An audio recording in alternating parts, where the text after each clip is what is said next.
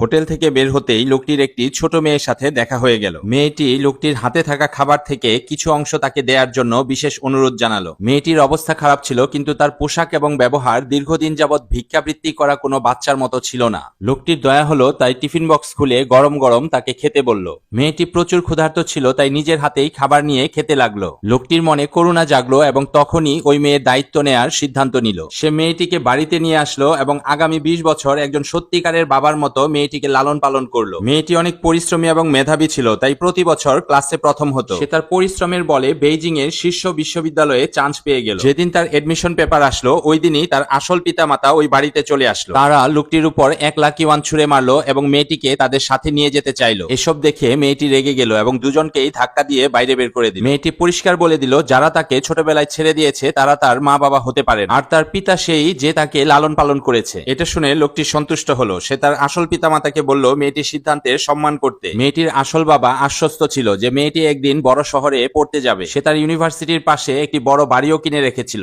তারা এটা ভাবেনি যে সময়ের সাথে মেয়েটির মনও পরিবর্তন হয়ে যাবে। এটা শুনে মেয়েটি আরো রেগে গেল এবং একটি ঝাড়ু নিয়ে তাদেরকে তাড়িয়ে দিল এবং তার পালক পিতাকে ভরসা দিল সে সারা জীবন তাকেই তার পিতা মানবে। বিদায়ের সময় লোকটি তার পৈতৃক জেট পেন্ডেন্ট মেয়েটিকে দেয় এবং মন দিয়ে পড়তে বলে। মেয়েটি শহরে যাওয়ার সময় কসম খেয়ে যায় যে লেখাপড়া শেষ করে ফিরে আসবে এবং পিতার ত্যাগের ঋণ শোধ করবে। মেয়েটির যাওয়ার পরে এই গ্রামে লাক্সারি কারের লাইন লেগে যায়। 200 সাংস্কৃতিক মহিলা তাকে ঘরে ঢুকেই পাপা বলে ডাকতে থাকে। তখন জানা যায় লোকটি প্রকৃত পক্ষে বৈশ্বিক অর্থনীতিকে প্রভাবিত করা ব্ল্যাক গোল্ড কোম্পানির প্রতিষ্ঠাতা এবং অফুরন্ত সম্পদের মালিক ছিল। সে এ কারণে তার পরিচয় গোপন করেছিল যাতে পালিত সন্তানের আত্মসম্মান ঠিক থাকে। সে ভেবেছিল মেয়েটি স্নাতক পাশ করলেই তাকে সম্পূর্ণ সংস্থার দায়িত্ব দিয়ে দিবে। 4 বছর পর মেয়েটি ইন্টার্ন হয়ে ব্ল্যাক গোল্ড কোম্পানিতে যোগ দেয় এবং কিছু গোপন সহযোগিতায় সে কোম্পানির ম্যানেজার হয়ে যায়। তার বিয়ে একজন কর্পোরেট অফিসারের সাথে ঠিক হয়ে যায়, কিন্তু এর মধ্যে তার আসল পিতামাতা তার সাথে থাকতে থাকে এবং ধীরে ধীরে মেয়েটির মানসিকতা পরিবর্তন হতে থাকে। সে ভাবতে থাকে তার সম্পূর্ণ সফলতার পিছনে তাদেরই অবদান। পালক পিতার ফোন কেটে দেয় এবং তার সাথে দূরত্ব বজায় রাখতে থাকে। এদিকে লোকটির মেয়েটির জন্য অনেক চিন্তা হয় এবং মেয়ের পছন্দের পিঠা তৈরি করে, কিন্তু মেয়েটি এবং তার হবু বর পিঠা নিয়ে রসিকতা করে এবং পারিবারিক রেজিস্টার চায়। লোকটি কোনো সন্দেহ না করে রেজিস্টার দিয়ে দেয়, কিন্তু মেয়েটি নির্দয়ের মতো পিঠাগুলো ফেলে দেয় এবং তাকে বিয়ের দাওয়াত দিয়ে চলে যায়। বিয়ের দিন মেয়েটি তার প্রিয় পিতামাতাকে ধন্যবাদ জানায়। ঠিক তখনই লোকটি সত্য প্রকাশ করতে চেয়েছিল, কিন্তু মেয়েটি তাকে প্রত্যাখ্যান করে দিল এবং তার হাত থেকে নেওয়া কাগজ ছিঁড়ে ফেলে তার ভালোবাসা এবং ত্যাগকে